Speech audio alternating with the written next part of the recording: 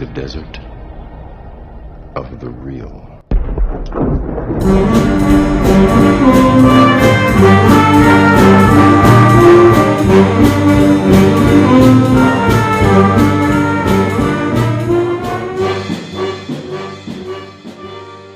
Welcome to the Desert of the Real. I am your host, Ryan Hudson, and joined with me, as always, is your psychiatrist who will spray scare venom. Jason Dietz. I don't know. Is that Who's good? also not that scary of a villain to begin with. All right. The Desert of the Real is a movie podcast where I forced Jason to watch big blockbuster movies he's refused to watch because he did not think they were worth his time. This is not one of them, though. We're watching the Dark Knight trilogy. Dietz has seen 2 out of the 3. True. Come with us on this journey. We're here to see if there's anything deep to say. Just gets more and more fluid every time we do it. It's just is that sarcasm? This perfect flow. I can't tell if you're being sarcastic or not. Well, you'll never know. We're 2 English language arts high school teachers with graduate degrees, and we attempt to use our academic training to dig deeply into movies. We explore the creativity, philosophy, film studies, and ethics in our films and push you, the listener, to think critically about your entertainment. Indeed. We are happy you're here. We love that you're here. It's true. Please like our podcast, give us 5 stars, share it, whatever it is. Share it. That would be nice. But we're talking Batman today. Batman Begins even. Batman Begins. But Dietz, What? let's go all the way back. Do you know when Batman really began? 1943, June 7th at about 8 p.m. Whoa. Yep. Okay, so not really, but I just will go over a little background of who Batman is, where Batman came from. It's 1939 is Batman's debut. Dang it. Detective Comics number 27. Created by, do you know who created Batman? Fritz Lang. Bob Kane, which it just rhymes. You know, it's interesting though you say that. What? I was watching some clips of Batman, Dark Knight stuff behind the scenes. Christopher Nolan was inspired by Fritz Lang, Yeah. just like He's style-wise. a big guy. Yeah. Was he a big guy, Dietz? Well, I How don't know. tall Let me was look he? up. Yeah. I don't know. Fritz Lang. Okay, it's not just Bob Kane, but also Bill Finger. Oh, yeah, Bill Finger. He gets forgotten about. Batman Day is Bob Kane's birthday, I think, and he was only part of the creation of Batman. What about James Spleen? Does he get a credit at all? You got a cough for that. Okay, so this says early inspirations for Batman include characters like the Shadow and Zorro. So I would like to make a correction to my previous statement. Fritz Lang was not a big guy. How tall was Fritz Lang? He was 5'11". Wow, that's how tall I am. I mean, he was enormous and well-muscled and just gorgeous in every respect. Okay, so Batman began as a dark, gun-carrying vigilante, closer to not noir, as a superhero? closer to noir anti-heroes than superheroes. So that was the golden age of comics. Now we're getting to the 40s and 50s. Robin gets introduced. Hi, Robin. Joker, Catwoman, Penguin. We're just adding to the roster. In the 50s, the shift towards science fiction and lighter stories like aliens and time travel are also now. Wait, those are lighter? Yeah, I guess. Okay, cool. Batman becomes more family friendly and less psychologically intense in the 50s. I think everything was trying that way because of the nuclear scare. Yeah, I think most comics are just kind of silly, goofy, campy around this time. It's just one of the examples of that. The 60s, though, things changed a little bit. We got a TV show. Da-na-na-na-na-na-na. So the TV show, it's silly. It's got exaggerated villains. Kapow! The bam pow stuff. Bam! I believe at the time, like it's not like some people wrongly think the 60s TV show was just how 60s TV shows were. No, this was a comedy. It was ridiculous on purpose. Oh, I actually did not know that. It was, I mean, it was a deliberate choice to be like that. Like, you go back, you can watch any clip of the Adam West Batman, and he's just up to silly stuff. Yeah. Plus, he's got a paunch, so he's not really, intimidating or anything. I'm not, no judgment. Right. I also have a paunch, and I'm not very intimidating either, so. Oh, my. But I'm not claiming to be a superhero when I'm not, so. So 60s Batman, it's campy. He does kind of become a cultural icon, though. So even though the 60s show is what it is, Batman largely probably wouldn't be Batman without it. Because it just, everyone knew Batman. For sure. Let's see here. But 70s and 80s, writers like Denise O'Neil and Neil Adams were like, let's bring Batman back to the darker tone. So we get What about Adam McDenice? Oh my gosh. So you gotta come full circle. Come on. There's no way those two people are in writers. 1986, you get a pivotal graphic novel, The Dark Knight Returns. It comes out in 86. And then in 87, Batman Year One, which is one of the most famous Batman origin stories, which is what the Batman Begins is. So anyway, they bring back realism, psychology, and fear back into Batman. But in 89, a little movie called Batman comes out by Tim Burton. And this movie was huge. It was yummy. How old... It was a good one. I loved that movie. How old were you in 81? Or 89, excuse me. Oh, 15, Were I you? think. 14. Did you see Batman in theaters or anything? No. Bro, I don't know how many times we're going to go over Okay, this. but you were 15. My relationship with movies does not really include theaters. I thought that was when you became an adult and were like, I am different than other No, I adults. was poor, and it was way cheaper to just go rent it at the little corner place that was like walking distance from my house. But do you remember the first time you saw Batman? No.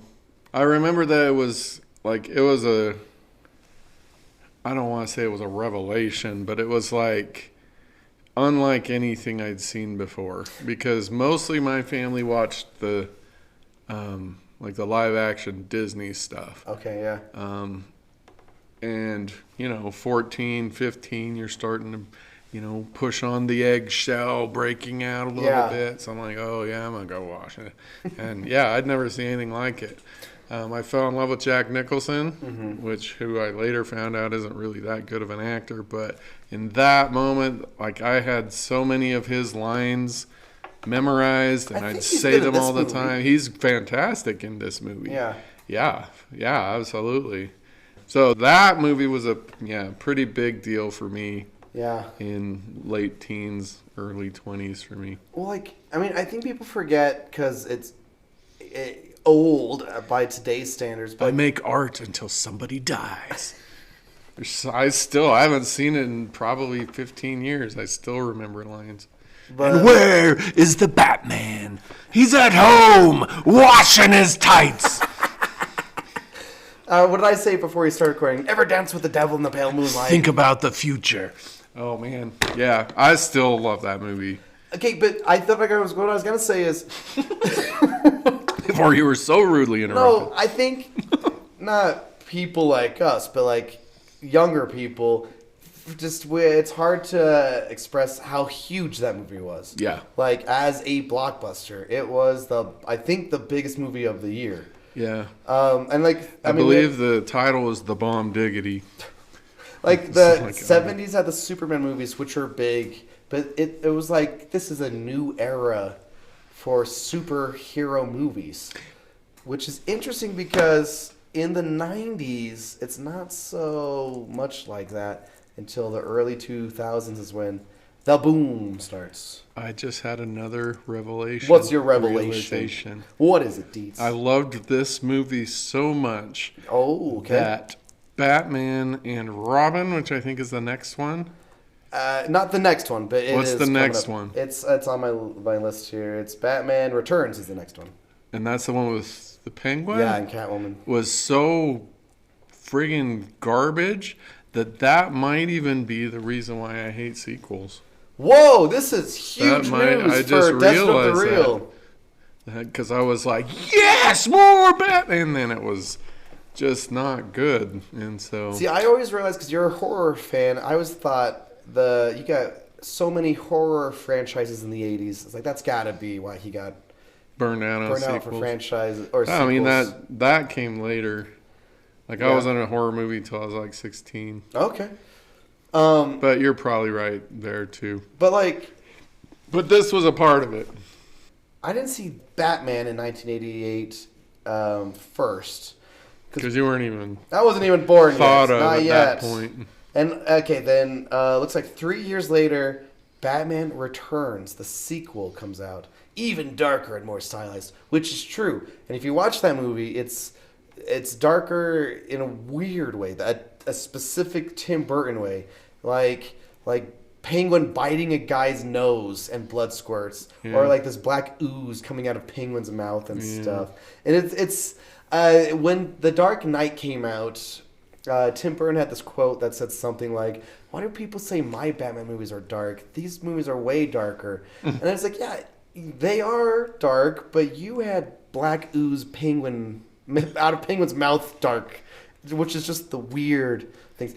Yeah. So, after Batman Returns in 1992, parents got super upset. A couple things happened. One, parents got upset. It's like, this is not a kid's movie. I thought Batman was for everyone. I don't like that. My kids are watching this. Yeah. There's kind of a turn on the films. So Tim Burton literally steps away, and so does Michael Keaton because Tim Burton leaves. Then in steps Val Kilmer and Joel Schumacher in 1995's Batman Forever. He was a better Batman, I think. And that one he has, looked more like a Batman. That one has, who are the villains? Two-Face and the Carrey. Riddler. I loved Jim Carrey in that. He was very good. And Two-Face, actually. That was what's his face? It's Tommy Lee Jones. Yeah, Tommy Lee Jones. Apparently, that Jim Carrey he's mentioned in interviews how like Tommy Lee Jones hated him. I'm sure. I'm sure. Because Tommy Lee Jones is a character actor. He always is just very serious and like kind of bitingly sarcastic. I imagine Jim Carrey drove him absolutely crazy. Yeah. And so I think that movie, it's not the worst out of this batch, but it does kind of continue. It like elevates or inflates certain elements that Tim Burton was already doing, with like what Gotham was, what it looked like, and specific styles. And then Batman and Robin, 1997. Honestly, sorry. I mean, I don't know if you're aware, but it's usually highly regarded as one of like the worst ever. One of just the worst movies. Yeah. Probably because it was like not of all time, but because it was Batman and it's popular. Just truly so bad. Yeah. It was pretty terrible. So, even though Alicia Silverstone was in it. That stopped the movies until Batman Begins. However, asterisk, there's something very crucial that is also happening in the 90s. Batman the Animated Series. So Batman isn't just comic books, it's not just movies, it's also, like, kind of importantly, also has these cartoon TV shows. And video games too, which mostly come later and stuff. But the Batman Animated Series is really good. Is it? It is. And, like, I was maybe too young for most of it, even though my older brother was big into it. We had a lot of the toys and stuff. I've recently been rewatching it here and there, and it's one of my favorite Batmans. Oh, cool. Because there's a lot of different Batmans. In fact, even in comic books, you get a variety of different Batmans. Is he like is he the Frank Miller Batman, or is he more like, other author Batmans? Like, you can do a lot, and there has been a lot of different versions of Batman and Bruce Wayne. Yeah. And there's a big board. But I like in Batman the Animated Series, like he's like Batman, but he's also kind of got more heart and humanity than other versions. I think that's kind of important. I think the movie we're watching also would agree. The humanity is kind of important. Yeah. We'll get to that in just a second because Batman and Robin killed Batman movies. For like 7 years. So there were multiple attempts to remake another Batman. They thought maybe let's make a sequel with George Clooney or various other ideas. Nothing ever happens. But there were multiple attempts of making another Batman. So then, similar to Casino Royale, this movie is also heavily influenced by 9/11. Like realism. Where are bad guys coming from? Like, and terror and stuff. Yeah. All of these ideas. So Christopher Nolan only really made like 3 movies before this. He had his first film Following, which admittedly I've never seen, but it was lucrative. It was even though it was cheap, still made more than double its budget or something. Then he gets Memento, which was huge, especially because it was super cheap to make. And then he makes a movie with it's Robin Williams and I think it's Al Pacino, right? In Insomnia with Robin Williams and Al Pacino, and that's it. He has his first film, Memento, Insomnia, but maybe because both of these movies were very lucrative, like that is important. Christopher Nolan also had a specific plan for Batman. So apparently he came in and was like, I would do this. And that was more impressive than like, hey, maybe a sequel we can explore this or that. He was basically like, this is what I would do. This would be my plan. This is what my movie would look like. And they gave him the thing. And in like hindsight's 2020, but at the time it was kind of a crazy risk where it's like, yeah, should we give the keys of Batman to Christopher Nolan, who's only basically made 2 movies plus the first one? And it does pay off, obviously. Yeah. The Dark Knight trilogy is not only successful, but it's highly regarded. Everyone likes it. It lets Christopher Nolan go on to make basically whatever the heck he wants after this. Rightly so. I don't know how accurate this is or how apocryphal it is, but allegedly Nolan goes, I'll make one for you if I can make one for me. Oh, really? So if that's true, which I think there is a lot of truth to it, he makes Batman Begins, which comparatively isn't crazy successful. I mean, not that it lost money, but it wasn't like a runaway hit. Right. But still, they're like, one for me is The Prestige. He gets to make The Prestige. And then The Dark Knight. And then after Dark Knight, we get Inception. And then he makes The Dark Knight Rises. And then he gets to do an Interstellar. So it's like, yeah, I'll do Batman, but let me do an original movie that I want to do. And then I'll give you another Batman. So 2 of the 3 originals you just listed are magnificent. No. Favorite of mine films. 3 of the 3. I think Prestige is my favorite Nolan film. I think Inception is mine, but Prestige is easily is up there. Is a second. Interstellar. Like people, I was talking to my students about this just the other day. People are comparing Interstellar with Project Hail Mary. I'm like, yeah, there's some similarities, but and like I get it. I get the comparison, but Interstellar, which we've covered on this podcast, is just in another lane. Far and away, in my opinion. Anyway. I can't comment. I haven't seen Project Hail Mary. But you're reading the book. I am. I'm almost done. Any hoozles. The thing that I never realized until this rewatch, the big key ingredient, I think Christopher Nolan's saying, like, this is what I would do. I think this is the first Batman movie that's about Bruce Wayne. Yeah. As opposed to Batman or the villains. I think that is the secret ingredient to this movie. Yeah. I think other movies, I mean, like, there's been graphic novels and stuff, so kind of putting some things aside. But, like, Batman, the first one, it is the first movie, but we don't know where Batman came from. Right. We get like, oh, his parents were murdered, and in that movie, it's Joker who killed his parents. Right. And the second one, it's basically Penguin and Catwoman show. You know, it's like, and I like that one actually, but I do not. maybe we should rewatch those eventually. Just I would kidding. love to watch the first one again. But like, it's clearly not about who is Bruce Wayne the man. And then the next two, the Joel Schumacher ones, are just, I don't even know if they're grounded at all. You know? Oh, Batman adopted Robin. Oh, but Robin's a grown man. It's not the same thing.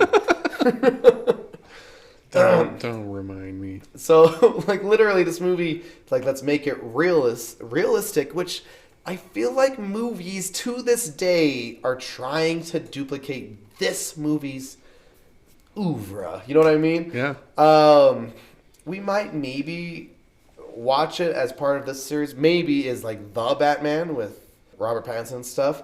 It's like oh, we're gonna do another grounded one, and it's like, I don't know. We already have the Dark Knight trilogy. Yeah. I don't know if we need more grounded Batman when he's got villains that can turn into clay or are giant bats or shoot ice beams and stuff. Yeah. Not all Batman needs or should be grounded. Yeah. So I think some movies are trying to do the Batman Begins thing, and I don't like. Maybe we don't have to. Because we did it. We already did it, Yeah. and it worked super well. Yeah. But like I said, like the 9/11 aspect with realism and like kind of terrorism. Terrorists are the bad guys in this. Yeah. And fear, like this whole idea of we are living in this time of fear, like the war on terror. You know. I think none of that is a coincidence. It's all on purpose. It was a time. It's a product of the era, basically. That But makes sense. the franchise we just watched, James Bond, I think Casino Royale was heavily influenced by this movie.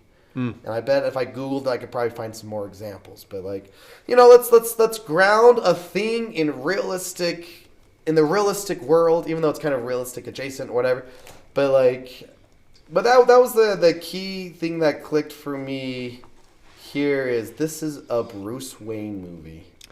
And the key thing that clicked for me here was the Bruce Wayne movie part is magnificent. Okay. And then when it stops being about Bruce Wayne, I think it's less awesome. I also have some hot takes. But that's an interesting. So like when it becomes like him fighting the Scarecrow and whatever, I think it's less awesome. But this is still an excellent movie.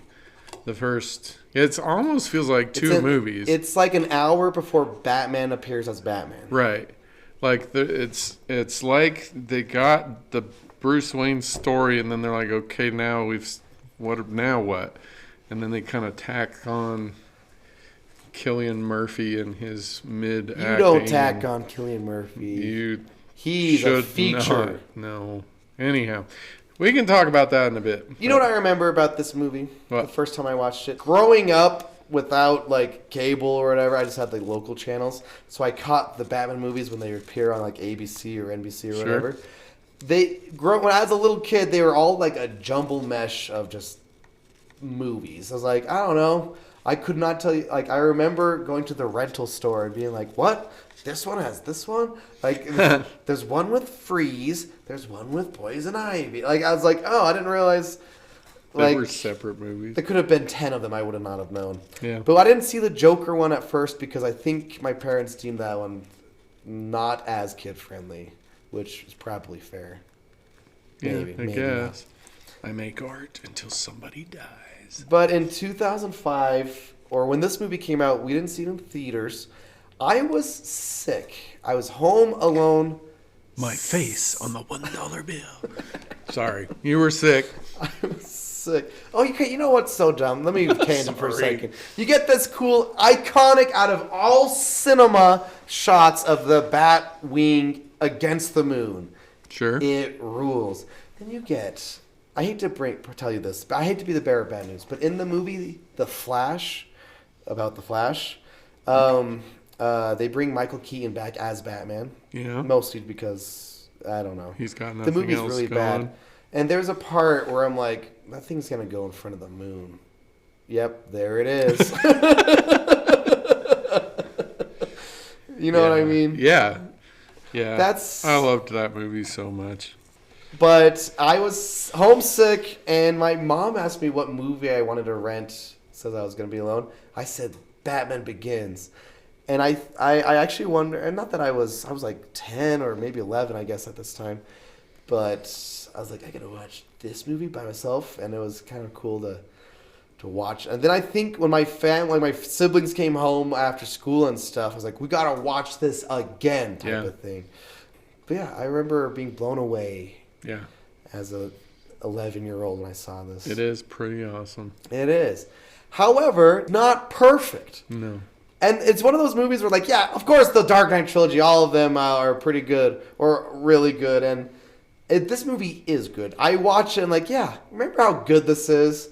But there are a few things I'm like, there's some stuff that's not as good. Yep. Like Cillian Murphy. No, more like Rachel. She's not good. Do we have any? Let's do our cons while we're here. Cons. What were your cons besides Cillian Murphy, which seems silly because he's pretty good. Okay. Now you've poisoned the well. I'm just kidding. All right. What's the opposite of poison the well? I've watered the flowers. There are just a couple of logical, nitpicks because it's me. Do you have a well? It's poisoned. No, just a well. It does get poisoned in this movie. It does not. It gets fire or whatever. Does it get poisoned? They dump the medicine in the sewage. I'm not talking about the sewage. I'm talking about the well, Wayne's Manor well. Oh, there's a funny joke. I think in the Honest trailer, he falls down the well. He's like, man, this movie could have been 50-50 being well man. You could have been scared of wells. Go on, dude. Anyhow, there's a well. You've got a well, and at the bottom of this well is an enormous cave. How useful is the well? I don't know. Zero. That's why. Okay. To be expert at caves. Well, if you drop a bucket in that well, what is going to come up? Okay, maybe it was a well 100 years ago. And then the cave just spawned in when next to the well. When the water disappeared, the cave was spawned revealed. in. What are you talking about? There are caves in real life. Not with wells dug down into them for water. The dumbest thing. I said it was just a logical nitpick. You know what? It's a logical edit nitpick. This whole no, that's a good. People should not be exposed how dumb that argument is. Bro. Just move on. Okay. So we got the Waynes, who are, as far as I can tell, the richest people in Gotham. Probably ever. Actually, I one time saw a chart of fake rich people. Okay. And the only person richer than Bruce Wayne was Scrooge McDuck. I love Scrooge McDuck. So, as far as I know, he's just ludicrously I'm talking about his parents. So, ludicrously well. They're going to the opera. They pick the opera theater that exits onto a trash-filled alleyway? It's called Crime Alley. I don't think so. That's dumb. And then we got Rachel.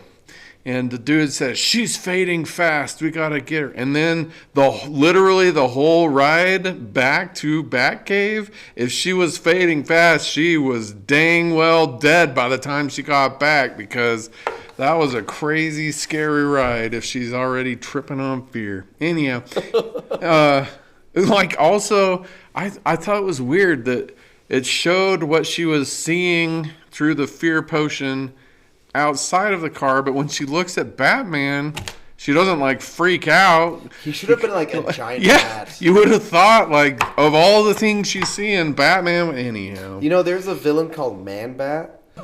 Okay. Which is just like a giant... Like an inside-out Batman or something? No, it's just like a bat the size of a human. It's like a side... I don't know the backstory, whatever. My hot take... my point was that would have been a fun little Easter egg. How do you sneak in Man-Bat into this? You know what? I don't know who the villain is for The Batman 2, which I don't know if we're ever going to get because they keep pushing it. It should be Man-Bat. Make Man-Bat the main villain in the next one. Right. Our fans are going to love this episode. Yeah, probably. And then, at the very, very end, when Gordon's, talking about there's some still out there, why would he specifically identify the Joker? That didn't make sense because he's a double...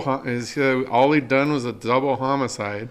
I think the next movie silently ignores that ending, by the way. Okay. Because that didn't make sense either. Out of all the people that got out, why him? I feel like that was more of a promise to the audience. Right. But I think if you watch The Dark Knight, it basically, here's the first time anyone's seeing this guy. Yeah. And I think that's a wise choice. Yeah. For I these agree. movies. But I remember, though, I can't tell you how crazy exciting that was at the time. It's like, what? Yeah. The Joker? Yeah. Because, at this point, we've had, the Spider-Man trilogy. We've become accustomed to basically one villain per movie, basically. Where it was, the Green Goblin. And then the next one, it's Dr. Octopus.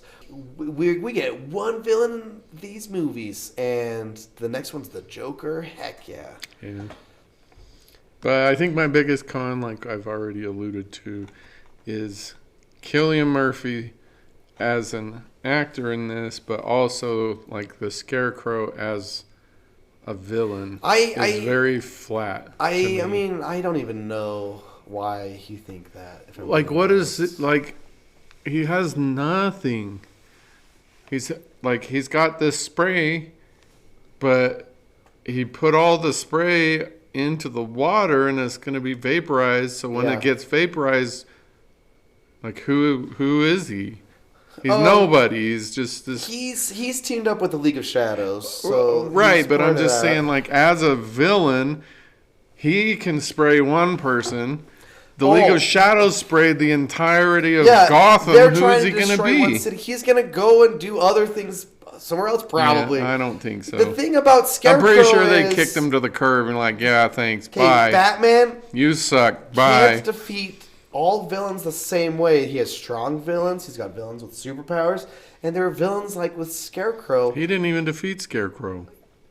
Well, I mean, yeah. Rachel defeated him. That's how lame he is. Rachel comes back. Now, that's how lame he is as a villain. I think and Scarecrow's thing is, I can't defeat Batman with my muscles.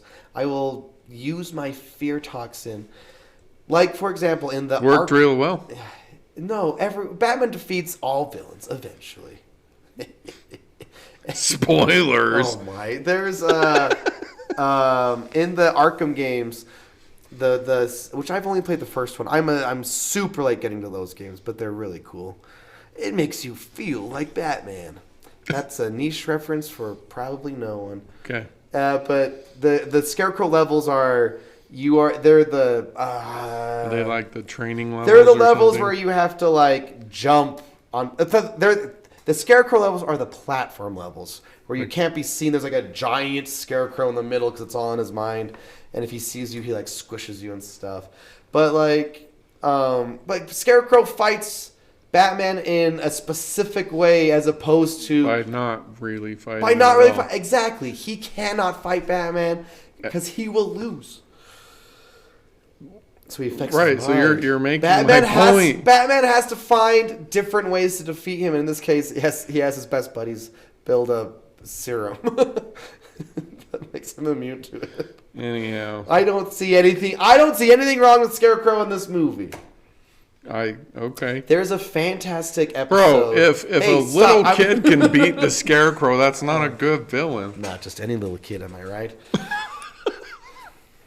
I don't know, are you? No, that kid has only one other famous credit to his name. I don't even know if he acts anymore. That kid is Joffrey from Game of Thrones. I don't know if our listeners even watch Game of Thrones, but if you do, you know Joffrey. He's one of the most evil villains of all time. Oh, wow. Yeah, he's this little terror that's just the worst. Kind of spoil something that happens mid Game of Thrones. He gets his comeuppance, and it's the best. It's man, they killed that guy. And here he's this cute little kid. I'm that's Joffrey. I see through your lies, Joffrey.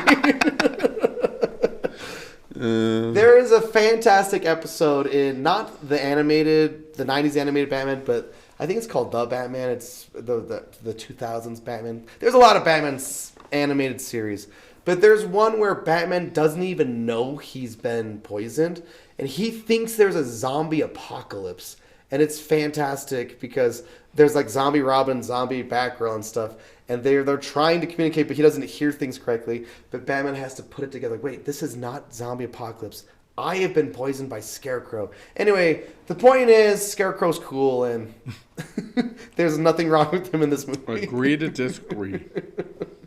And then Cillian Murphy is not... Like, I don't see how you can say that he's a great actor or even a good one. Oh my gosh. He's just he plays his delivery is very wooden. There's no passion to him. It's supposed to be wooden here. But there's no ever. I'm going to show you something that's not going to help at all. But he auditioned for Batman, and he has been in a lot of Nolan films. Yeah, as like a side character. He's but except for when he was brought to the forefront in Oppenheimer, and he's amazing. Oh, I have not seen Oppenheimer. Watch Oppenheimer. Maybe. Anyhow, even in Peaky Blinders. There's no emotion. I need to watch Peaky Blinders. There is one moment that's awesome, where he's just I think he's getting ready for his wedding or whatever, and he finally displays some emotion, and it's amazing, and then he's just back to this wooden... Anyhow, I'm not a terribly big fan of him. Here's one of my hot takes. I don't know if you're done, but I don't like Rachel in this movie. That is a hot take. Which I remember before The Dark Knight Rises came out, we had a marathon of the two movies, and I had a buddy who had a bat suit and everything, and he was like, "Curse you, Tom Cruise, for not letting Rachel." What's her real name? Katie Holmes? It's like, curse you, Tom Cruise, for not letting Katie Holmes come back for the sequel. We got a huge downgrade when it went to Maggie Gyllenhaal. And I've always thought that, oh man, if only we had Katie Holmes in Batman in The Dark Knight. Watching this movie, I'm like, oh man, we dodged a bullet. Are you kidding? I honestly think she's awful in this. Oh, wow. Sorry, Bruce. Some of us have real work to do. All right, Rachel, calm down. I actually think some of the acting is kind of bad. Not all of it. It's not ruining the movie. But there was a few moments where I'm like, wow, that was... okay. That wasn't the best. That's interesting. So I have a similar complaint. And I'm glad it's a different actress in The Dark Knight. Okay. I think it's better in The Dark Knight. Okay. At least the Scarecrow's not in The Dark Knight. So, there we go. Oh, he is. Oh, is he? But just for a cameo. Never mind. That's not a spoiler. You've seen that movie. I don't. You'll be I don't remember. There he is. He's so forgettable. I don't even. My remember. gosh! All right. So the other major flaw, a major flaw, is the action in this movie is bad. And if you listen to last week's episode, which was Crouching Tiger, Hidden Dragon, I even hinted at that. I think it's you can't even tell what's going on in some scenes. Oh, he beat up 7 guys in a jail. I wish we could have seen that happen. But that's how they were. That is. It's a lot of shaky cam and people moving. You're not wrong, but it does feel like he just didn't know how to do it, I suppose. But he does, because we have a whole intro where he's fighting the ninjas, he's fighting Roz. Oh, I meant Christopher Nolan directing action. There's an egregious scene where Batman's like, "You don't think I can take 2 of your guys?" And Ra's al Ghul goes, "Suit yourself," and more guys show up. That fight scene is the worst. It's you don't even know at all what's happening. Yeah. I don't have this issue with the next movie. I think the fighting... You figured it out? I think something gets figured out. I think the action directing is bad in this movie. I didn't notice. Well, we just watched Crouching Tiger, Hidden Dragon. But there's only one of those. There's no other action movie even remotely approaching that one. So it's just kind of almost in its own genre. It's that good. You get that, I suppose. Okay, so the action sucks. What else you got? I have a nitpick. That's basically it. Because I think this movie is good, for the record. I do too. There's one line that's I don't know if when there's a part where, because the moment's kind of cool, maybe that's why, where The poison, steam, and stuff is all in the air and whatever. And Gordon is like, "There's no backup, so I'm here all alone." I feel like it's like an awkward line, I suppose. But then Batman lands, and it's just like, "Oh yay, Batman!" Thank goodness.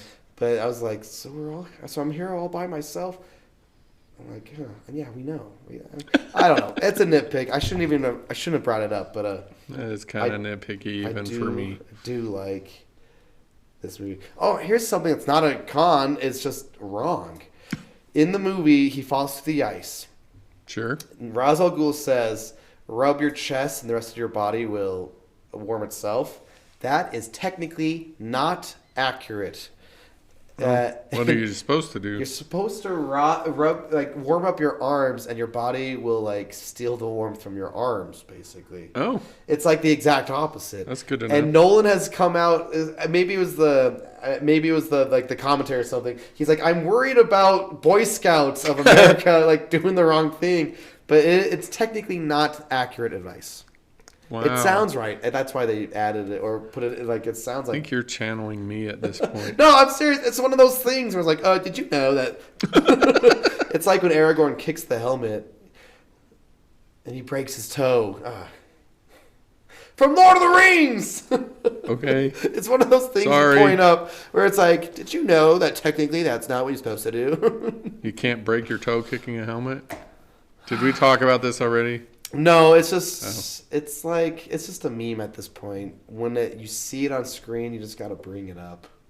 Okay. Sorry, Deets. No, moving on. Moving That's on. Good. Help you out of that one, I guess. Okay, do you have any more cons? Nope. No, that's pretty solid. Let's get into the... Even the acting or the action didn't.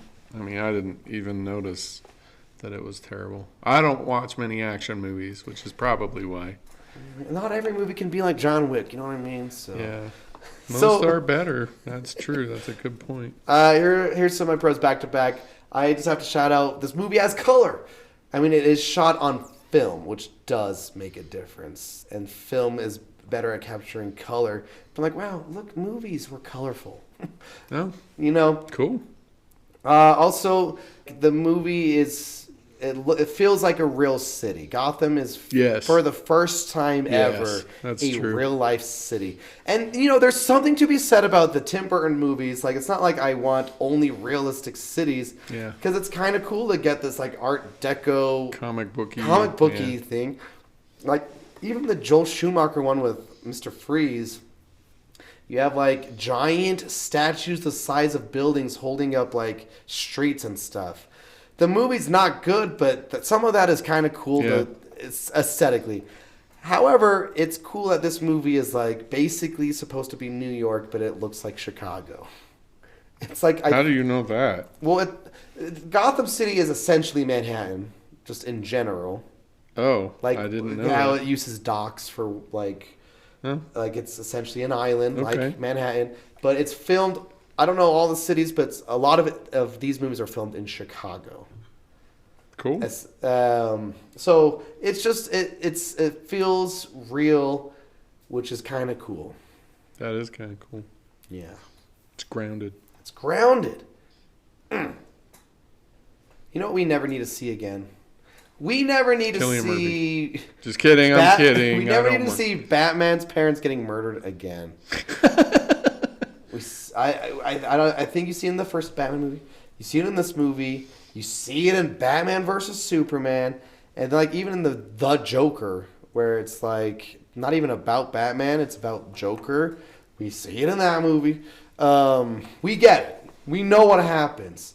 Do what Spider-Man did. We know Uncle Ben dies.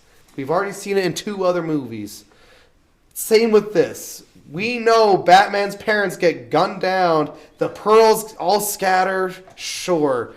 It's an iconic image that we know. I do like this version, though, where it's the Batman's dad, Bruce Wayne's dad. I think it's, super realistic. Hey, let's calm down. And he steps in front of his wife, and then he gets shot. I think the whole thing is, I can't... It's the best version of it, too. All right, shrug your shoulders, Deeds. I think the Jack Nicholson one is better, but I like that's okay. this version. It's probably rose-colored glasses because I haven't seen it in a long time. What if you hate that movie if you watch it again? I don't think I will. It's in me. It's a part of me. So my biggest pro is Christian Bale. And I was just looking back through his filmography, and I have literally never seen one of his movies I did not completely love. I think he is the greatest living actor. He can beat anyone. Yeah. And he's amazing. He's amazing in this. He's amazing in The Fighter. He's amazing in The Machinist. He's amazing in everything. American Hustle. He's amazing. American Psycho, for crying out loud. So, yeah. He's so good that there are other good actors in this movie. Like Michael Caine is an amazing actor. Yeah.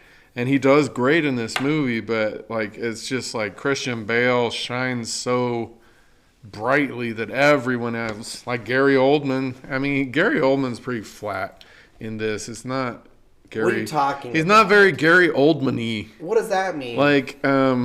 What's that bizarre science fiction movie he's in? Oh, you mean Fifth Element? Yes. Oh, yeah. No one is Gary Oldman in Fifth Element ever. But, he can be that, and all he is in here is just, I'm scared. I think what Gordon is doing is subtle but complicated. Well, sure. I think... And I'm not bagging on it. Right. I'm just saying... I know you're not. Unlike Cillian Murphy for some reason. Anyhow. So he's supposed to be the pillar. Yeah. He's the one guy that's standing up, but he doesn't really stand up for anything really. He's just help, and then Batman shows up. I don't know. No, maybe you can come up with it, but he's always running behind. He knows his partner's a dirtbag, and he's doing nothing about it. I don't think there's anything to do about it. They even roll up, and he's sitting in the car while his partner's getting a taste in the whatever, and he just sits there. Anyhow, I'm just saying. I do know he, gets stronger and better in the futures, right? Gordon gets stronger and doesn't better? he? Isn't he more? No, yeah, he's in all three of these movies. Yeah. But he gets more backbone or something. I guess it's fair. I think they give him more to do, but I think right. Anyhow, I'm not bagging on it. Just in comparison to Christian Bale, and then we have Liam Neeson, who can't act, but at least in this movie, him being Liam Neeson works really, really well. I feel I didn't know Liam Neeson was part of your non-acting group. When is he ever not just Liam Neeson? Whenever, ever. He's never not just Liam Neeson. He's not really Liam Neeson in this movie. Yeah, he is. That very just calm all the time delivery, no matter what's happening, just very calm, and he fights people very calmly. He's just calm all the time. His voice, he's got a great voice. He's got a voice that should be in a lot more cartoons, I think. He was the voice of Aslan in the Narnia movies. Right. He's got a great voice. Yeah, he's got a fantastic voice. Did you know in the Lego movie, he is bad cop and good cop? Did not. So one sounds like Liam Neeson, and by air quotes, I mean, I don't believe you. But then good cop sounds like, hello, I'm your... and it's Liam Neeson doing both of those voices, which is funny. Cool. Anyway. But, yeah. Okay. Very solid Christian Bale. You know what? The best explanation, because I agree Christian Bale is in another league, is Ford v Ferrari. Yes. Matt Damon is doing nothing wrong. Matt Damon is great in that movie. But for whatever reason, Christian Bale is just a different human being. Because he is a superhero actor. Hey, he has powers that no one else has. Okay, there you go. Agree with there you this. go. Okay. Yeah, so Batman is not. Everyday person can be super. Got it. Okay, so other pros. No, he has powers that no one else has. Other pros. Don't twist my words. Other pros. I like how this movie, like, we all know Batman doesn't use weapons. Batman doesn't kill, except for when he totally kills people in Batman versus Superman and other times. Like, okay, in Batman Returns in the 80s, or I guess 90s, he puts a bomb down a clown's pants and pushes that guy off a ledge. It's like, Batman, you killed that guy. Or in Batman v Superman, he throws like a full-on crate at a guy's head. It's like, that guy died, Batman. Yeah. But in this movie and all three, you, like, I mean, it's on the nose, but he's going to go kill, was it Joe Chill is what it is? Yes.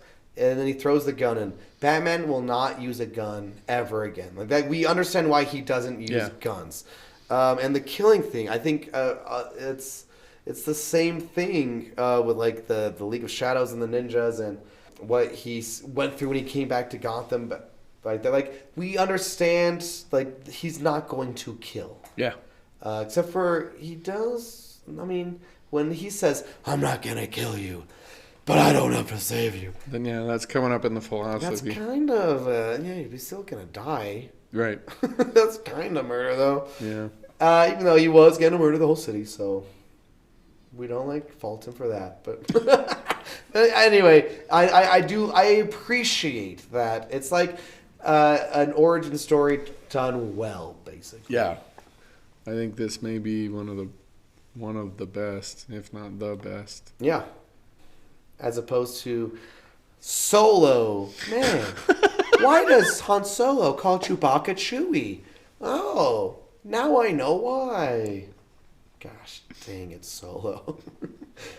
Anyway, just filmmaking wise, there are some fantastic miniatures in this movie with the with the tumbler and stuff.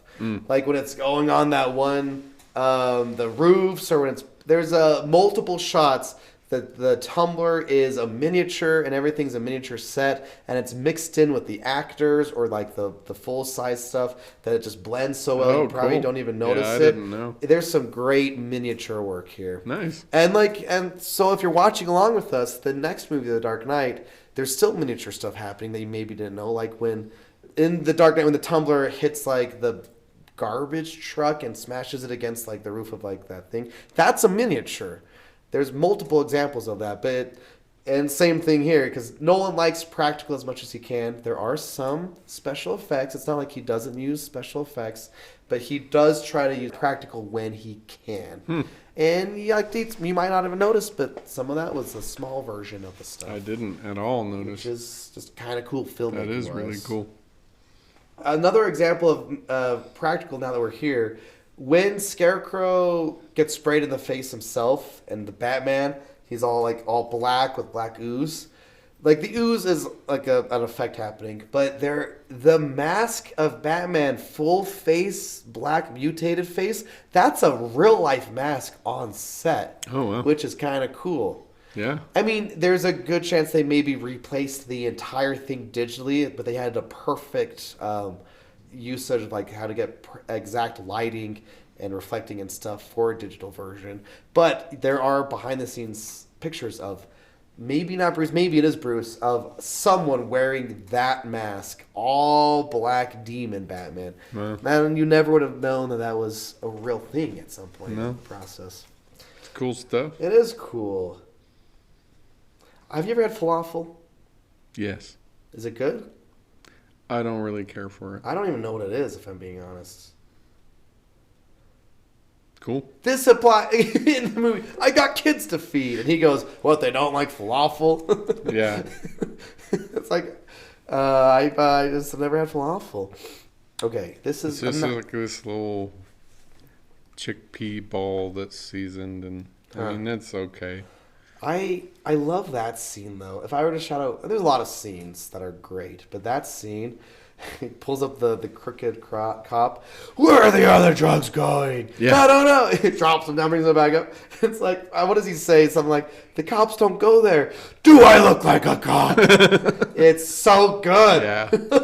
There's a lot of great, yeah. But I will bring up in one of my attempt at philosophy questions about acting outside of the law and stuff. But I just love that. Do I look like a cop? It's awesome. It's like Pray to Me. What's the other one? Swear to me. I swear to God. Swear to me. Yeah. Yeah. Batman. Great lines. Can you do a Batman voice? No. I'm Batman. No. I can only get there if I say that. Where are the other drugs going? Man, my daughter. The drugs? Nah, no. My daughter, who's like 3 or 4 now, used to do a Batman voice, and it was the cutest thing. Because I feel like little kids just discover Batman.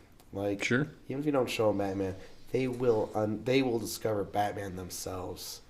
And Batman, I don't know how, is just one of those things kids know that they like. Yeah. And I remember my nephews, the same thing happened. Like, we never watched Batman. We've never got on our way to look at Batman, but we had some book and Batman was in it. Like, who was this guy? I think Batman. There's something about Batman. Yeah.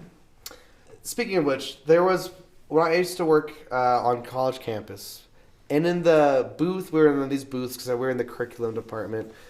The other booth, I don't know what they were, but there was a girl named Rachel there. And I know this because when a guy got to work, every single day, he would go, Rachel!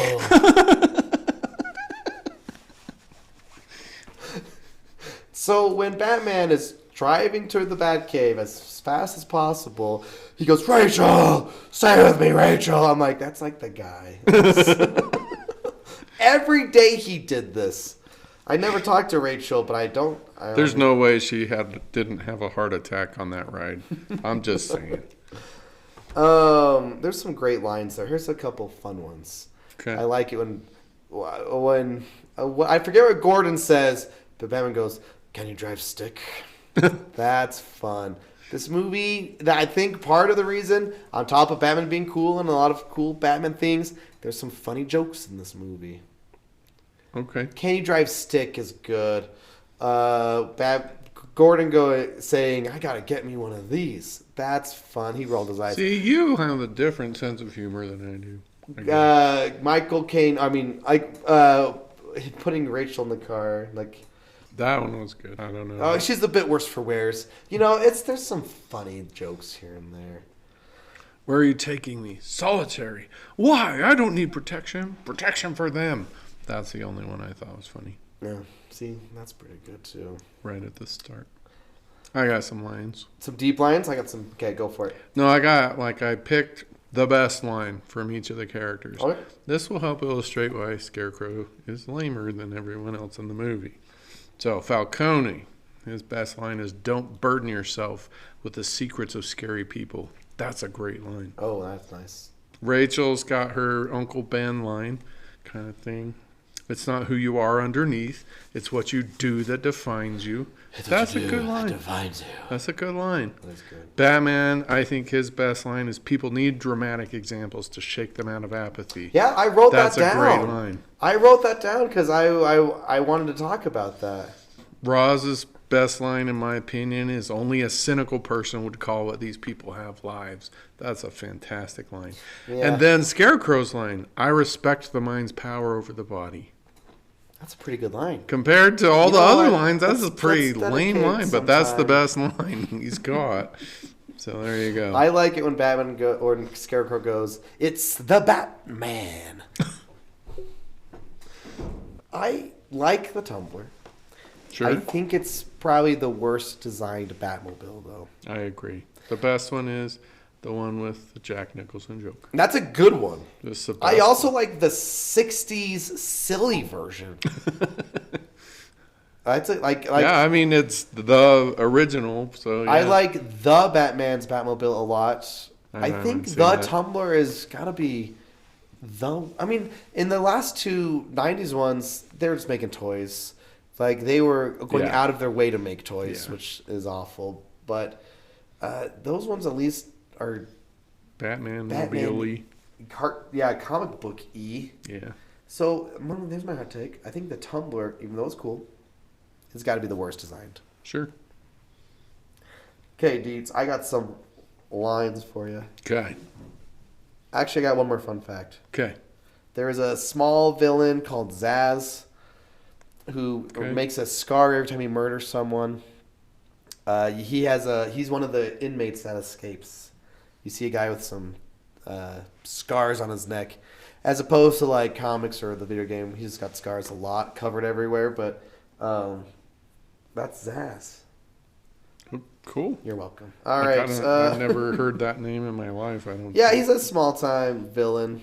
I actually think there's a lot of little Easter eggs all over the place. When they let all the villains out. Well, like I think the notes Alfred plays on the piano is also like an Easter egg. The other cool Easter eggy thingy I wanted to say is the soundtrack's so good. Like when they announced the new Batman, everyone was like, how can you redo the Batman theme? There is only one Batman theme. It's the Danny. Well, I guess there's that.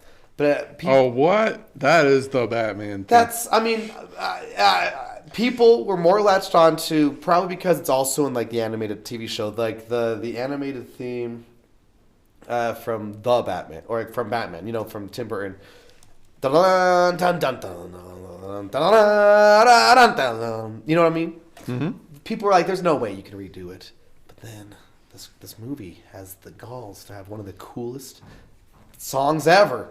Dun dun dun dun dun. You know what I mean? Sure. Does that sound familiar to your ears? All right, let me do it better. We could look it up if you want. Fine. Let's listen. No, but I'd enjoy another rendition from you. Dun, dun, dun, dun, dun.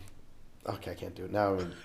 It's called Molasses. Molasses? Yes, and I'll tell you why in just a second. This is Hans Zimmer. It's James Newton Howard and Hans Zimmer.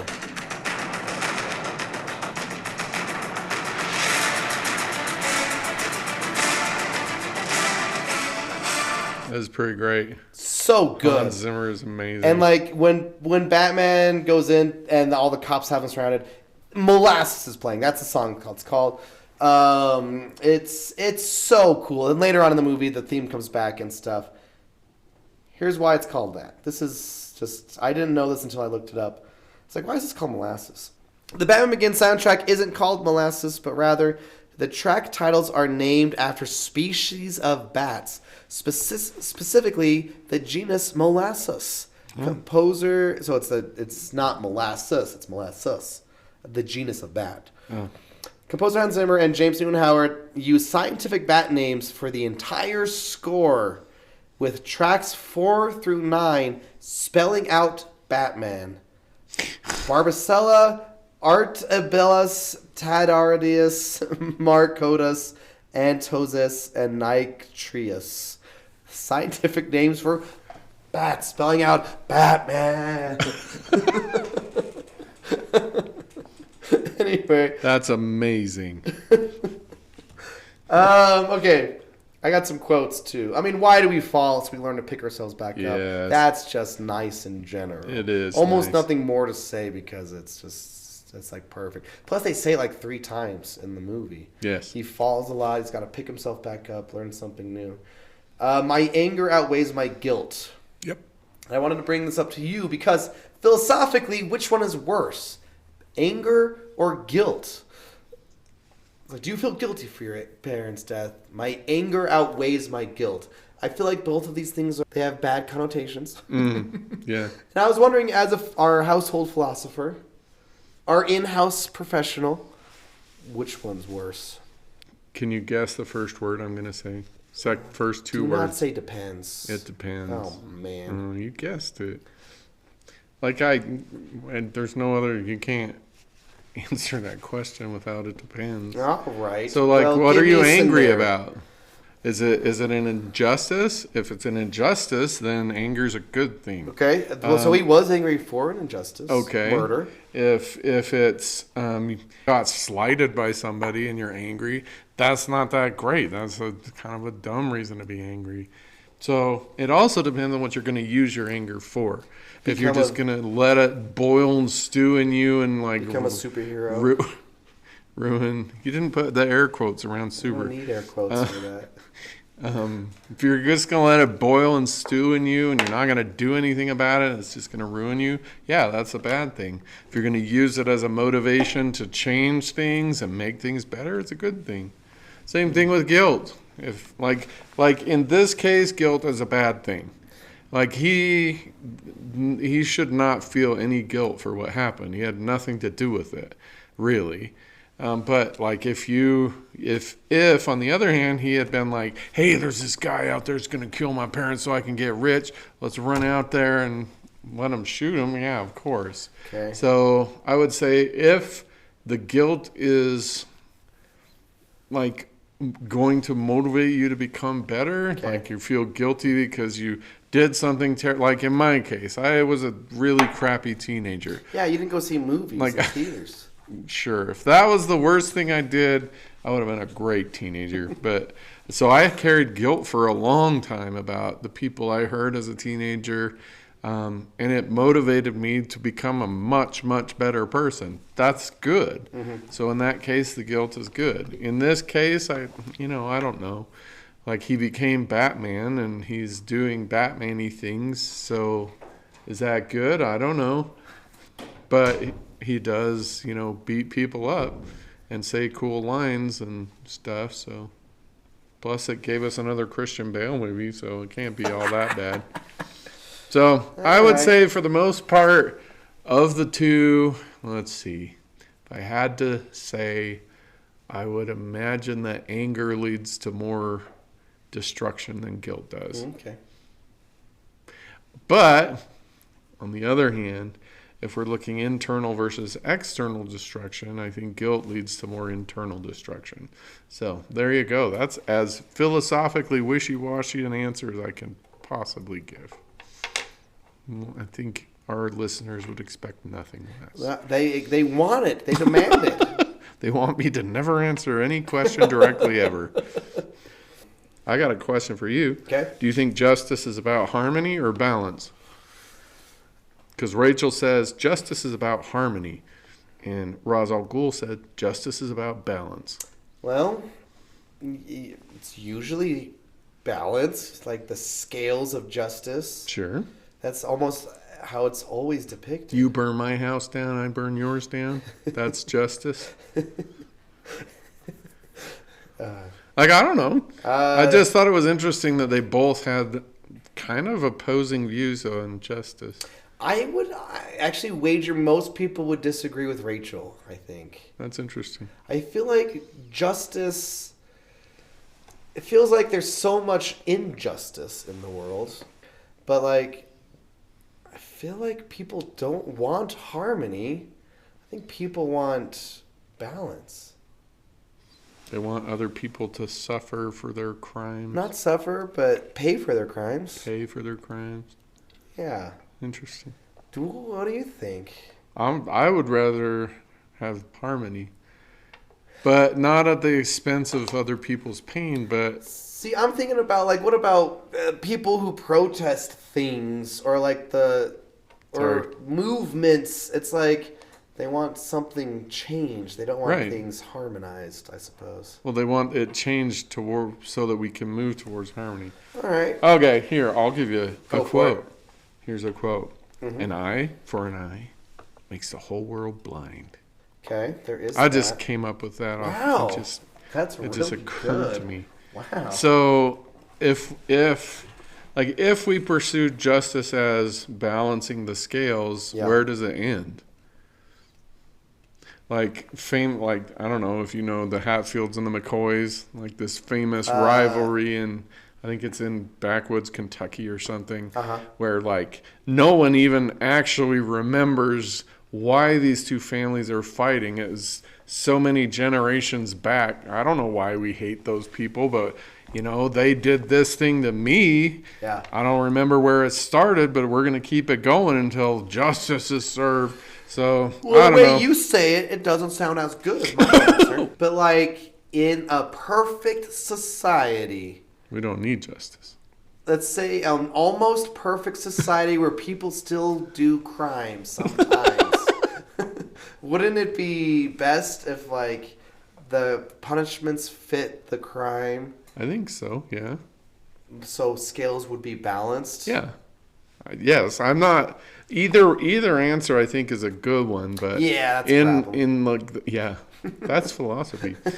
But I don't know. I feel like in a perfect world we would be able to achieve harmony. Yeah, you did this crappy thing to me. I did this crappy thing to you. I don't need another crappy thing to happen in the world, so Yeah. let's just, forgive, forget, move on. Okay, so can we achieve harmony as a society, as a culture, as a country? Can we achieve harmony? No, I don't think we can. In those three. But can we achieve this, like, justice in those things, I suppose? Balance? Yeah. Maybe not either. Apparently not, because we haven't yet. Hmm. But I do think we can achieve harmony in our sphere.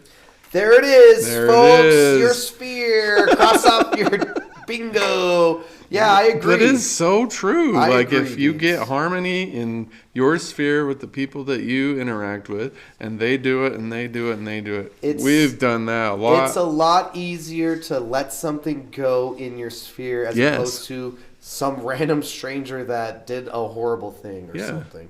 I think so. I like So that. I guess in Batman's case, then, since it was a random stranger that did something, I think he would be, I guess, by our little thing that we're working out, he'd be justified in seeking balance. So when he goes to shoot Mr. Freeze, is that his name? Mr. Freeze. The guy that kills his parents, what's his name? Oh, Chill. Chill.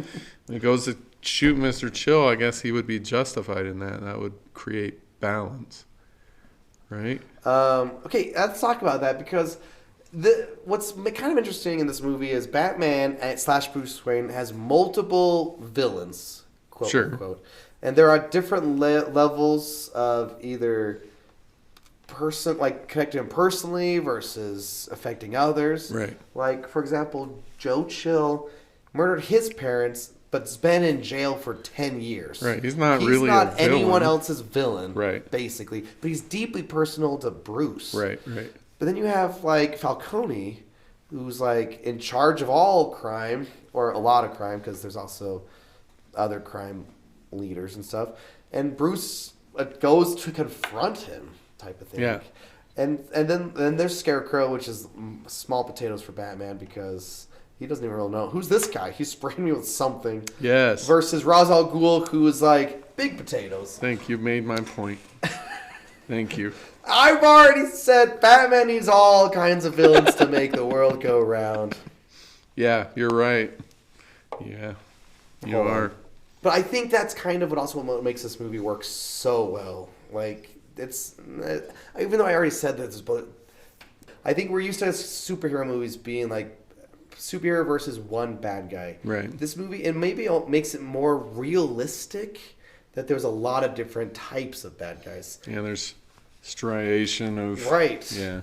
Like, Ra's al Ghul was his leader, was his mentor. Right. And then he couldn't get behind their ethics and stuff, and he burned his house down. But then he still saved his life. He didn't know he was Ra's al Ghul at the time. He thought the other guy was Ra's al Ghul. Right. But he still saved his life. And Falcone, yeah, it would make the world better if he was brought to justice, and then he does. But Scarecrow, to your credit, almost is not involved in that, but is essential to the overall feeling of the story. I don't know, because we just needed someone, or is it like or is it like a James Bond henchman? Yeah. Oh man, I kind of can't really deny that that's the role there. It's just like even. Yeah, he was really not a necessary like. Ra's al Ghul could have done everything that the Scarecrow did without the Scarecrow. The book's called Anatomy of Story, and it's technically called Four Corner Opposition. Anyway, there was. I did not know that. But it's what really helps this movie. So if there's the four corner thing going on, who's the worst villain? Okay, that's interesting because on one hand, Ra's al Ghul is going to destroy the city. Sure. But personally, well, it was Joe Chill. But then he's not in... But then it shifts. I guess it's Ra's al Ghul overall then. I would not say. What would you say? I would say Falcone. Maybe. Yeah, okay, why? Because he's all Ra's al Ghul's trying to do. Yeah. And this is a pro that I didn't mention. Like, his plan makes sense. Yeah. Selling and drugs for money. Ra's al Ghul? No, I'm saying Ra's al Ghul's okay. plan Okay. makes sense. His purpose for doing it makes sense. And it might even be a just or a righteous goal that he has to remove cancer, basically, is what he's doing. At this point, Gotham is so infested and so overrun and interwoven with all of this cancer thing that's kind of like, I don't know, like the biblical Sodom and Gomorrah. The only thing there is left to do is remove it and start over. Yeah. So it makes sense what he's trying to do. Yeah. But Falcone is just causing pain.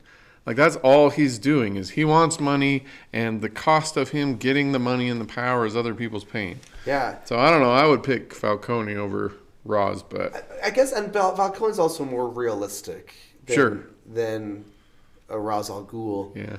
Because, people with money and influence get away with stuff. Yeah.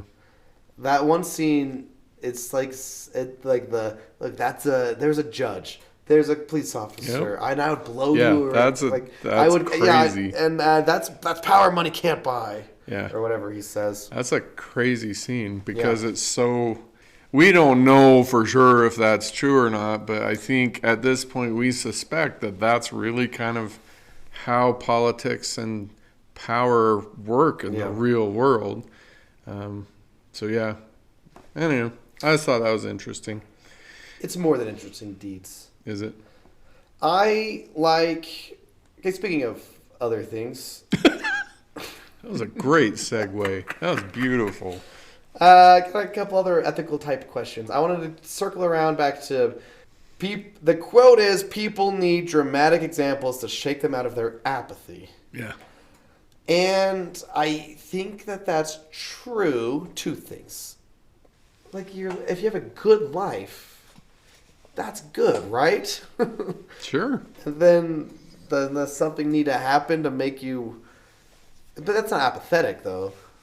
Well, it depends on, like, I think that's my favorite word, I guess. Like, is there suffering around you? Visible suffering or... But can't you argue there's always suffering all the time, no matter what? Yeah, but... Apathy, like in this context, the apathy is like you live in Gotham. There's all this crap that your next door neighbor just got shot. You're seeing this kid getting drugged up over there, and you're just like, I can't. You're right. Right? It's like in this example, it's like what Ra's al Ghul's mad about. It's the city, the people in the city are either a problem or ignoring the problem. Right. Which ties to one of the things I wanted to talk about, which is what you already mentioned about I won't kill you, but I don't have to save you. Okay. That ties directly into whatever. You didn't actually ask a question yet, but.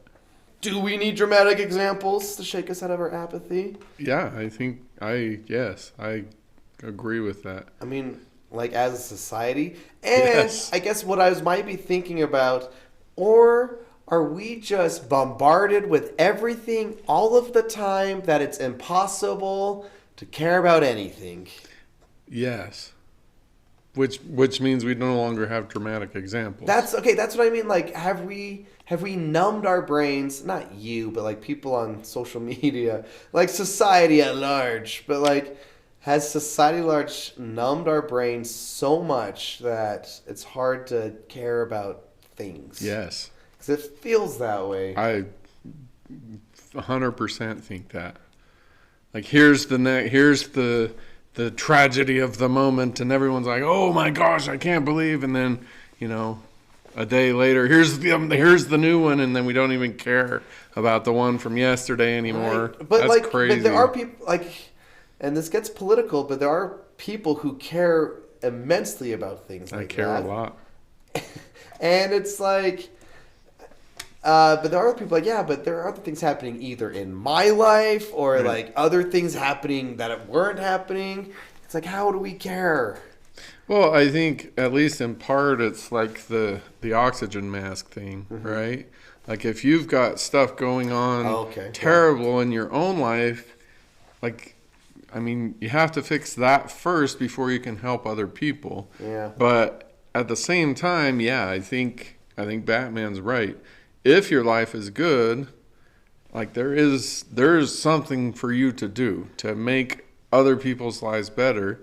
And I think so if you have the power to help someone and you don't help them, just like Batman doesn't save Ra's al Ghul, isn't that the same as essentially doing it to them? I feel like in that specific case, okay, hold on. Like, so you see somebody getting the crap beat out of them, and they're obviously, and you just take video of it or something rather than stepping in and helping. I mean, obviously they're not the same thing, but don't you bear some of the guilt or the weight of that act? Isn't part of that beating on you? Yes. Yeah. I think so. Why didn't anyone step in? Right. Is the question everyone will ask because it's on video. Right. Yeah. Yeah. But as far as dramatic examples, I think your read is spot on. Like, social media has made it virtually impossible for us to have any more dramatic examples. Yeah. Like the Million Man March was amazing. Like it was so visible and so just overwhelmingly spectacular that, like, there was really no hope for stopping the civil rights movement. Like the politicians that were in the way, there wasn't anymore. Yeah. Or like now I feel like we have protests. Yeah, on the literally news, all the time, everywhere about yeah. everything. Yeah. Or like the generation before that, like when the suffragettes were in jail and they're on hunger strike, it only became a death knell for the anti-women's rights movement when it got out, and was a dramatic example that they were force-feeding these women. As soon as that got out, it was over, because that's dramatic. You got these poor women, all they want is to vote, and they're cramming food down their throat. It was over. But yeah, I think your read is exactly right. We have to stop social media so we can have dramatic examples again. Like, not that this has anything to do with Batman, because Batman came out in 2005, and social media was just in its bare infancy. But like, I truly think people get online so they don't have to think about other things, you know? Yeah, I completely agree. Yeah. You don't want to think. Right. And that's why, or to, bring in yet another cliche, all it takes for evil to win is for good people to do nothing. Yeah, there's that one. There's the one internet song by Bo Burnham where he goes, "Apathy is a tragedy and boredom is a crime." Like, what does the internet want us to feel like? Yeah, don't be bored. Yeah. Don't. Here's content. Right. Consume. Okay, I got an ethical thing that I appreciated this movie. So Bruce Wayne knows the bad guys are in his house for his party. And literally we just had this scene where Alfred is like, why? I can do what I want with my name. And Alfred goes, it's not your name. It's your father's name. Don't destroy it, you know? We just got that scene. Right. And then at this party, Ra's al Ghul's here. And I think Bruce Wayne is confronted with this thing. It's like, I have to run my name through the mud. I have to embarrass myself for the greater good. Yeah. And it's kind of like an ethical concept that's maybe just less common, but like the concept of embarrassing yourself to save others. Or self-sacrifice. It's self-sacrifice, but the unique Yeah. Yeah. Because he knows it's going to make him look bad, his family name look bad. Right. He has to pretend to be a drunk, jerk, kick them all out. But it's going to save their lives. They just don't know that yet. Yeah. And then his house gets burned down. He gets blamed for it. He has to take all of that, and no one's ever going to know the reason for it. But that's the type of sacrifice that, maybe doesn't get highlighted. Because no one knows. No one knows. Yeah. My favorite example of this, that I can't even think of any other example, is the Charlie Brown movie. Charlie Brown, you haven't seen it. It's got a cool blend of this 3D, 2D mix of animation. Okay. So it looks like the comics, but it's also 3D. Anyway, the whole movie, Charlie Brown wants to impress the redhead girl, so he learns to dance. But then during the dance, for the talent show, Sally, his sister, is embarrassing herself, so he steps in and for the rodeo thing, so makes her look good. And every single time there's a thing that Brown attempts to do, like write the world's best essay on War and Peace and stuff, all of these things, it backfires on him, but he does it for other people. And the ending is beautiful because the little redhead girl's like, I've seen you do all of these amazing things for the people you love. But the movie is just Charlie Brown. Seemingly put himself through the ringer for others. But someone knows. Anyway, but it's just like a nice kind of sacrifice, ethical moment that I appreciated in this film. Yeah, I agree. Because can you imagine having to kick out a whole group of people that think you're the best, but it's like going to save their life? Right. That seems like my worst nightmare. It's like, anyway, but it obviously doesn't. It's just a small thing, and I was like, that's cool. I had not noticed that, actually. So, thanks. The ethics of embarrassing yourself for the greater good. Okay, I got a couple philosophy things. Go for it, Deets. Fear. So obviously, not subtly, this movie's about fear. Not subtly. Right. The last thing his dad says to him is, don't be afraid. Yeah. And so this movie offers us a number of roles that fear plays in our lives. And I just think it's really interesting because it covers a lot of angles. And so like guilt, like anger, fear is not necessarily a bad thing. But so we see fear as a way to distort reality. And that's what fear does. Like one of the, I don't remember where it comes from, but an acronym for fear is false expectations appearing real. And so when it's distorting our reality, the best thing that we can do is recognize that and change how we're approaching our expectations. Fear is used to control lots and lots of people in this movie. Specifically, Falcone's using it that way. And again, that's obviously a negative use of fear. But we've got Batman in multiple senses uses fear as a source of strength, as a way to become strong, as a way to right wrongs, as a way to strengthen his own self. And so the philosophical challenge of fear, because everybody feels fear. Yeah. It's just kind of part of the human condition. The challenge is how are you going to use it? Are you going to allow it to control you, to define you, to distort your reality? Or are you going to use it as a ladder to dig yourself or climb up out of it and become stronger as a result? So Falcone's you don't you've never tasted desperate. This is another great line. He has the best lines, I think. Yeah. You've never tasted desperate. You don't understand, and you always fear what you don't understand. Yeah. And so I think step one, I think fear's default is negative. If we don't think critically about it, we don't consider it, we don't try to understand it, it's almost always going to be negative. Unless, there's a bear right there and you fear and you run. But and so the key to making fear serve you is thinking about critically, understanding why am I afraid? Where does this come from? Is it real? Is somebody trying to manipulate me? How can I grow? How can I become better as a result?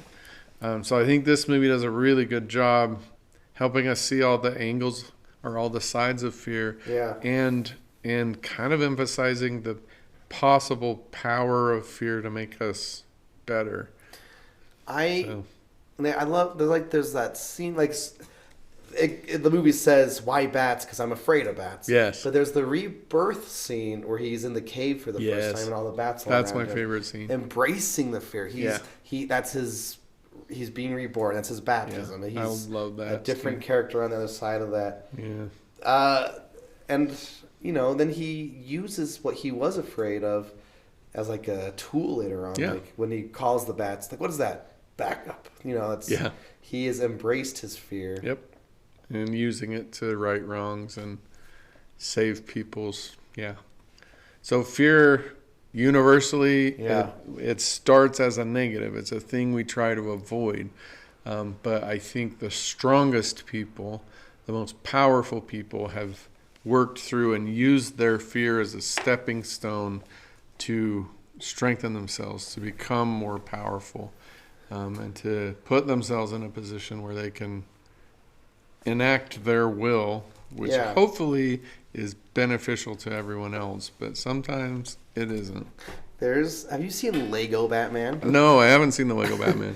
It's honestly one of the best depictions of the character Batman out of all of them, even though it's Lego and it's super silly. But there's a part where Alfred, who's voiced by Ralph Fiennes, by the way, and it's like, it's what you fear most, Bruce. What, clowns? No. Snakes? No. Clown snakes. And I'm scared of that. And you put that in my head. Then it's like being alone is then what Lego Batman's afraid of. But it's the concept of clown snakes is funny. Not serious fears like losing loved ones and stuff. But what are you most afraid of? That. Besides that, what are you going to dress up as when you become a vigilante?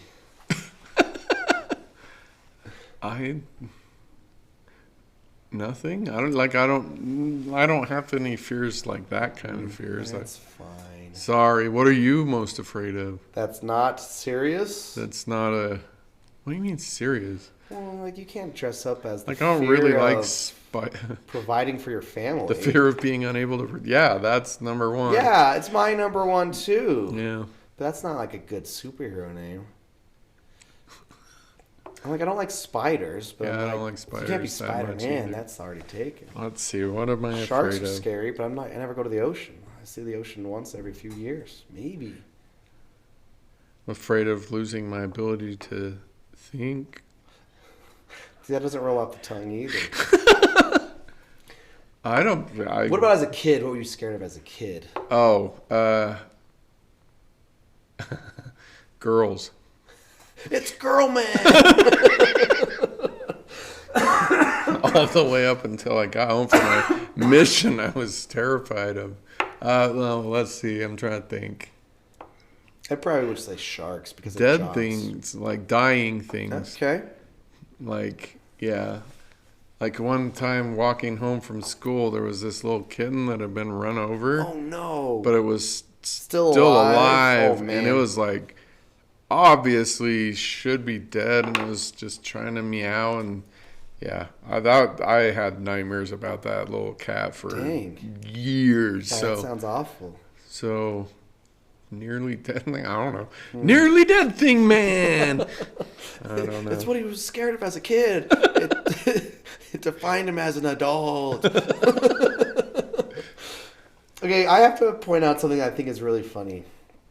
In the movie, this lady's like, am I pronouncing it right? Ra's al Ghul? And the guy turns around, you're not Ra's al Ghul. I watched him die. And then Liam Neeson turns around and something. The lady just awkwardly walks away. I think she's supposed to walk away with the guy, the fake Ra's al Ghul. But I'm like, she would totally hear the end of this conversation. Oh, yeah, for sure. In the movie, she just awkwardly walks away.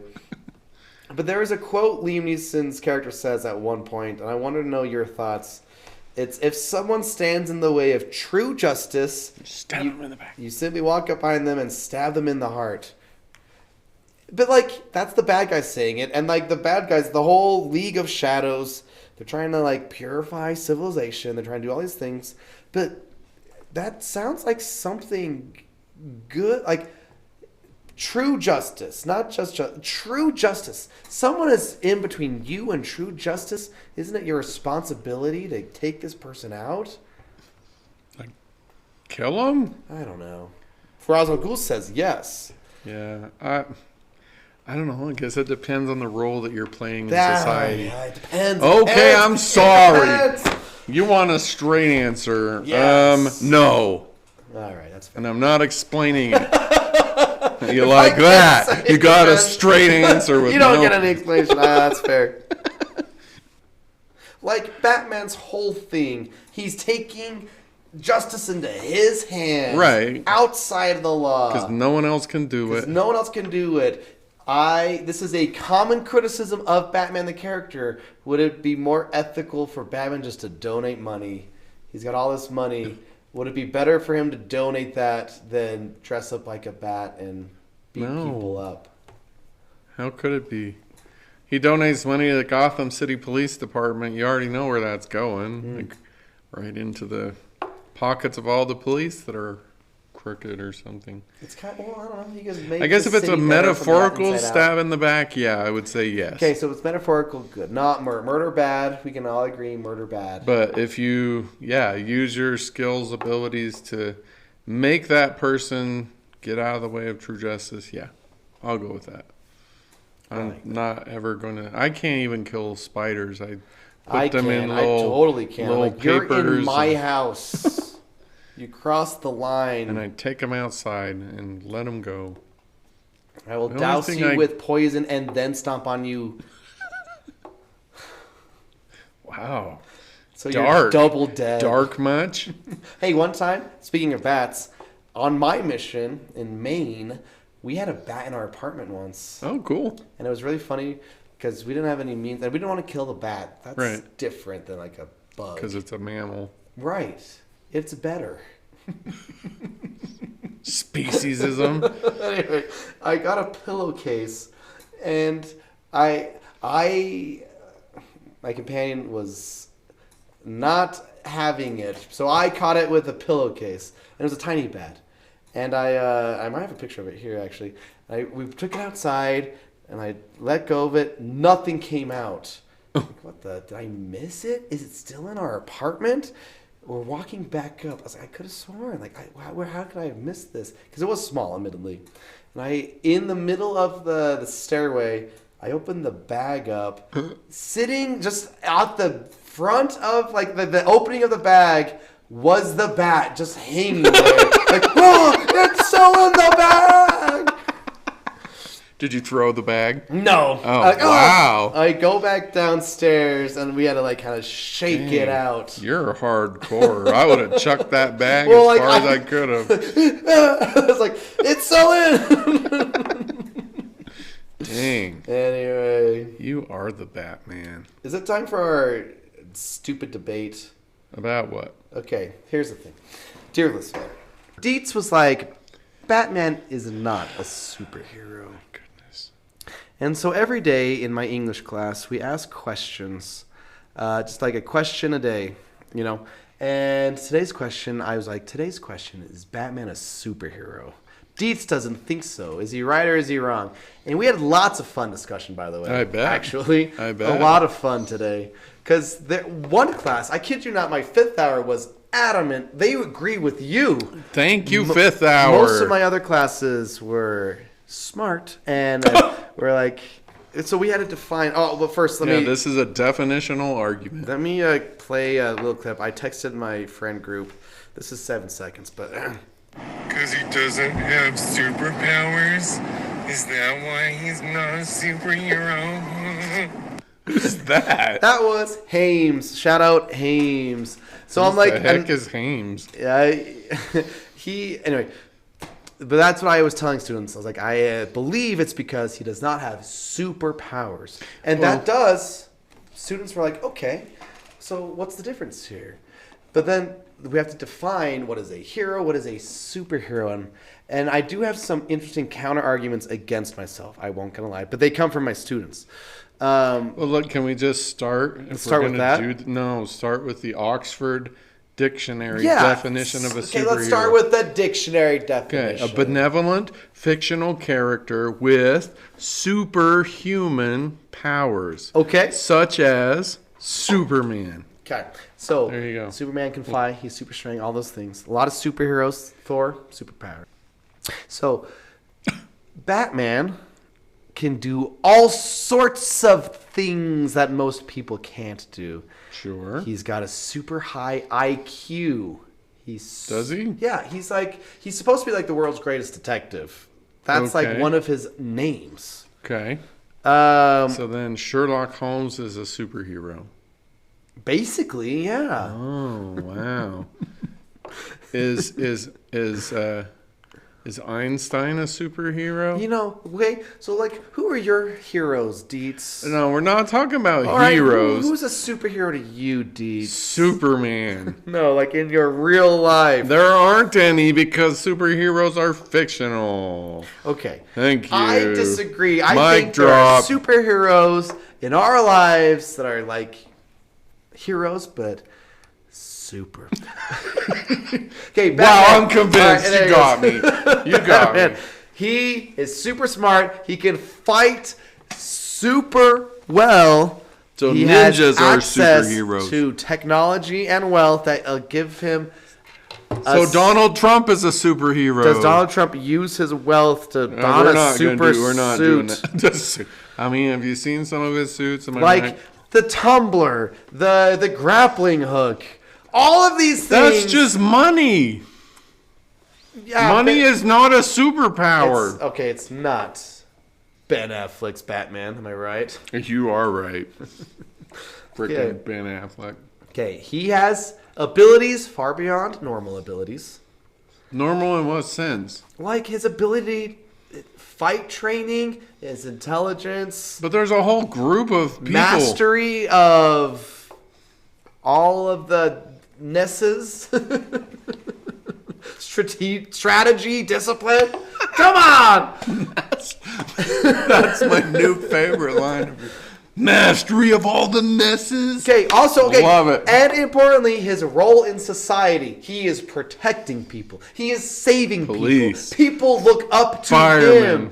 But in Gotham, military. He saves the military. He's the one saving the police. He is saving the people who save us. Okay. Also, and probably most importantly, he embodies a moral and symbolic core of what makes a superhero. Which is what? Like someone to look up to. Someone to serve as an example. People look up to you. And some people say I'm a superhero. Oh, okay. Wow. Well, then, if everyone is super, then no one is. Okay. Get incredible done. Get incredible done. He's also Get syndrome. All right, so he fights with Batman or Superman. There were plenty of students who didn't agree. Plenty of students who You should have this debate in your English class. It's a lot of fun. It is a lot of fun. However, I will say this is the best counter argument I heard. Against my argument? No, against mine. That Batman okay. is a superhero. But he does fight with superheroes. Flash. Yes, he does Manhunter. fight with superheroes. Correct. Alongside, wait, you just won it for me. I think he is a superhero. No, you just. It's like Megamind, where it's like you're a villain, but not a super villain. He's like, what's the difference? And he has his drones made of his face in the sky. You've seen this? Yeah, long. And he walks out. The tongue sticks out. Presentation. Batman has the presentation. He does have presentation. I will say this though, to your credit. And this is me being open and honest. Oh. So it's like, okay, well, what about Iron Man? And I was like, I believe Dietz thinks he's not a superhero. He is which not. has never came up once, I believe, somehow. that you believe Iron Man's not a superhero. Because he's not. Okay, stop. And then it's like, all right, what about Star-Lord? Well, he was part celestial at first, but then he lost his powers, so it's probably not. Then it's like, okay, what about Black Widow? What about Hawkeye? Are they superheroes? No. And now it's like, well, now we're getting trickier and trickier. Hawkeye, I will say, can apparently anything and everything can aim the bullseye, including golf, which still annoys me, if I'm being honest. But Black Widow, I don't know if she's not a superhero. No. She just got skills. But Batman has way more skills. Yeah, but none of them are superhuman. But Batman uses his skills to defeat people with super abilities, like Bane, like Poison Ivy. Great. Like those are super people. Yeah, and he can always find a way to stop them. Okay. I still feel like he's a superhero. I know you do. It's okay. It's all right. You can. He's not a superhero. All right. He's a hero. He's awesome. He's super. He's not super. I mean, sure, he's a super guy. He's like he has super guy. He has a set of skills and an amount of money, and he's spent it in a way and acquired all of the things that he has a skill set that very few people have, but very few people have that skill set. Therefore, by the definition of superhero, he's not a superhero. He's awesome. He's, very much interested in saving humanity, righting wrongs. Like, I seek the means to turn fear against those who prey on the fearful. That's awesome. That's a great goal. He's righting wrongs. He's championing the downtrodden little people. All of that is great. It just doesn't make him a superhero. Okay, I will read this part of a conversation from my group. He read a quote about X-Men. He says, the X-Men are indeed superheroes. X-Men who do have superpowers. Stop. But first and foremost, they are mutants, and there is a certain academic difference. So he said that felt pertinent to this conversation. Then Hames, once again, says, sure thing. The fact that they are mutants is more of a character trait than a superhero status. I don't know if that helps anything, but...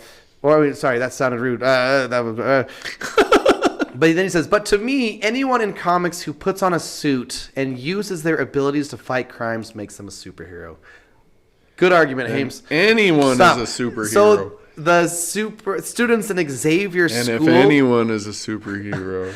So the students in Xavier School aren't superheroes, but the X-Men are. And this is what Hames says. Have they gone into the field and made a difference? Every superhero origin story has that part where they suit up for the first time and venture out as their new persona. Maybe they are superheroes in training. Anyway, if Jason wants to be that guy to stand off to the side and be like, yeah, one of the most popular and most successful superheroes ever in history isn't actually a superhero, he's a mass vigilante, he can have fun with that. Got him. Suck it, dude. So random person that you read off your phone. That's funny. Anyhow. What difference does it make if he's a superhero or not? He does great things. He's a cultural icon. I think it's okay for him to not be a superhero. Yeah, but it's just annoying you say he's not. That's the main reason, I think. Okay, then what do you have to say What's to the Syndrome? fallacy? What do you have to say to Syndrome? I'd say not everyone's Batman. Only Batman's Batman. What he says still stands. Anyone with money and martial arts skills. And high intelligence who use their money and martial arts skills and intelligence to fight crime and make it better world. And have an outrageous suit. Yes. Then you're a superhero. How many more can you name like that, though? I don't care anymore. All right, that's fair. Sorry, dude. No, it's this is not an argument that will ever be won by either side. That's fair. Because neither of us will accept the definition of the other. Yep. Therefore. Anyway, to speed run, I did bring a lens. It was psychoanalytic lens because Rachel's like, this is your mask. and it was Bruce Wayne's face. Yeah. And I'm like, I don't know if I actually agree with that, if I'm being honest, at this point, and this Batman. I think other Batmans it's true, but it's like, I don't know, the id, ego, super ego is id. Batman's, he's not really angry. Does he have any rage? I guess he's id at the beginning. Yeah. And then he learns to kind of balance himself. The super ego is like his parents' values and like what he's supposed to stand for. Right. And then the ego is kind of like Batman himself in the middle, trying to make a better world. You know, the true self, who's the real version, who's the Right. real guy, is it Batman? Like, there's an annoying comic where it's like Bruce puts on a mask and like, this is my real face. I'm like, all right, you know, that's what I mean. There's a Batman for this and a Batman for that. I kind of like more this Batman, the human Batman. And then I guess Christian Bale Batman. That's what I'm about.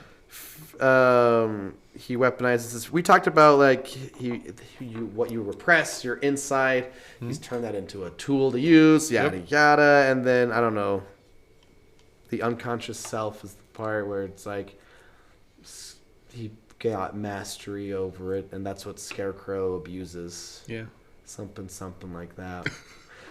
Cool. Last funny little detail I noticed. Batman does the cool fight with all the goons at the dock.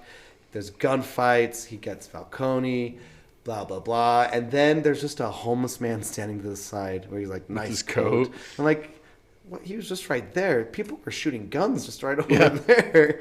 It's the homeless guy just chilling.